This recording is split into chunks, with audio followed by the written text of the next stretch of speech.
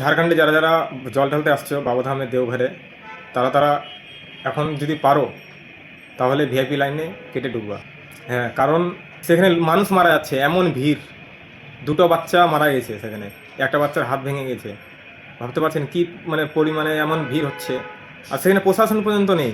প্রশাসন যে একটা কিছু সিকিউরিটি দিবে, গার্ড দিবে, ওরা একটা পর একটা লাইন বাই লাইন সেখান থেকে বের করবে, সেই প্রশাসন পর্যন্ত নেই ওখানে। মানে এমন পরিস্থিতি ওখানে হয়ে গেছে, খুব বাজে, একদম জঘন্য মানে পরিস্থিতি, একদম মানে দেখে অবাক হয়ে যাবেন। মানে এমন সিচুয়েশন হতে পারে। এর আগে ভিড় হতো, প্রচণ্ড ভিড় হতো এর আগেও, কিন্তু এরকম সিচুয়েশন কোনো দিন হয়নি। এই ফার্স্ট টাইম এরকম সিচুয়েশন হচ্ছে যে মানে এত ভিড়, মহিলা, বাচ্চারা, দেখে মানে আমাদেরই খারাপ লাগছে যে এরকম সিচুয়েশন। আমাদের কথা বাদ দিন, আমরা তো যেমন তেমন করে হোক ধাক্কাধাক্কি দিয়ে চাপায় খেয়ে আমরা চলে যাব, কিন্তু কিন্তু মহিলারা, বাচ্চারা, ওরা কি করে যাবে? মহিলাদের জন্য কি একটু সেফটি নেই? কারণ এই কারণে তো সব আসে যে এখানে বাবার কাছে ধীরে সুস্থে আরামে একটু জল ঢালবে। সেটাও যদি না হয় তাহলে কি করে সবাই জল ঢালবে? কারণ এখন থেকে তো আর বাবাধামে কেউ যাবেই না, যে সিচুয়েশন হয়ে গেছে। মানে সেখানে ভিআইপি, মানে ভিআইপিতে লাইনে যাওয়ার জন্য সেখানে এখন মানে এত এরকম করে রেখে দিয়েছে যেন সবাই যেন ভিআইপি লাইনে যেন আসে। ভিডিওটি আপনারা দেখুন, তাহলে বুঝতে পারবেন।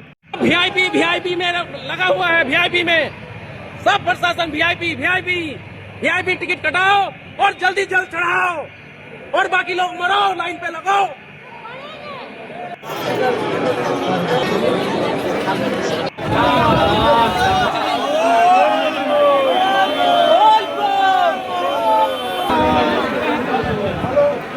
দেখলেন তো ভিড়টা, মানে এমন বাজে সিচুয়েশন। মানে সেখানে শুধু মানে ভিআইপি লাইনে যাওয়ার জন্য এই সিচুয়েশনটা করে রেখেছে। মানে ওদের টাকা কামাই করতে হবে দেখে মানে এরকম সিচুয়েশন করে রেখে দেবে। মানুষ মারা যাক বা বাচ্চা মারা যাক, মানে এদের কোনো গায়ে আসে না, কোনো গায়ে লাগে না। হেমন্ত সোরেন কী করছে? হেমন্ত সোরেন এখানকার মুখ্যমন্ত্রী, সে কোনো দায়িত্ব নেই যেখানে এখানে ঝাড়খণ্ডে আমাকে প্রশাসন একটু বাড়াতে হবে, প্রশাসন ঠিকভাবে কাজ করছে কিনা সেটা আমাকে দেখতে হবে। কী করছে হেমন্ত সোরেন? শুধু টাকা কামাই করবে দেখে এরকম করে রেখে দিয়েছে। তাও যে ভিডিওটা দিয়েছি আমি দেখাচ্ছি আপনাদেরকে, সেই ভিডিওটি তাও মানে ওটা যখন হালকা জাম, হালকা ভিড়, তখনকার এই ফুটেজটা। কিন্তু যখন মেন ভিড়টা, সেখানে আমরা মোবাইল পর্যন্ত কি হাত পর্যন্ত আমরা সামলাতে পারছি না, মোবাইল তো দূরে থাক।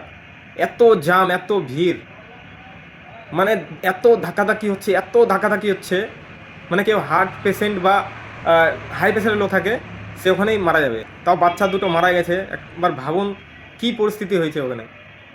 দুটো বাচ্চা মারা গেছে, একজনের হাত ভেঙে গেছে। প্রশাসন কোনো কাজ করছে না, মানে এমন পরিস্থিতি। আপনারা যদি যান তাহলে বুঝতে পারবেন সেখানে। কিন্তু যদিও যান তাহলে আমি অনুরোধ করব, তাহলে হয়তো ভিআইপি লাইনে একটু ঢুকেন, হয়তো 300 টাকা নেবে, একটু গায়ে লাগবে জানি। বাবার কাছে যাচ্ছি জল ঢালতে, টাকা দিয়ে ঢালতে হবে, খুব খারাপ লাগবে আমি জানি, কিন্তু কোনো উপায় নেই। যান বাঁচাতে হলে পরে করতেই হবে, কিছু করার নেই। টাকা বেশি না বাচ্চাদের, মানুষের জীবন বেশি। সেজন্য বলবো আমি, দেওঘরে অন্তত এখন আর কেউ যেও না, কারণ এরকমই হবে সবসময়। এখন যারা যারা ভাবছিল যে দেওঘরে যাব, তারা একদমই এসো না। এরকম পরিস্থিতি থাকলে কেউ আসবে না, সেজন্য আমি মানা করছি, অনুরোধ রইল আমার।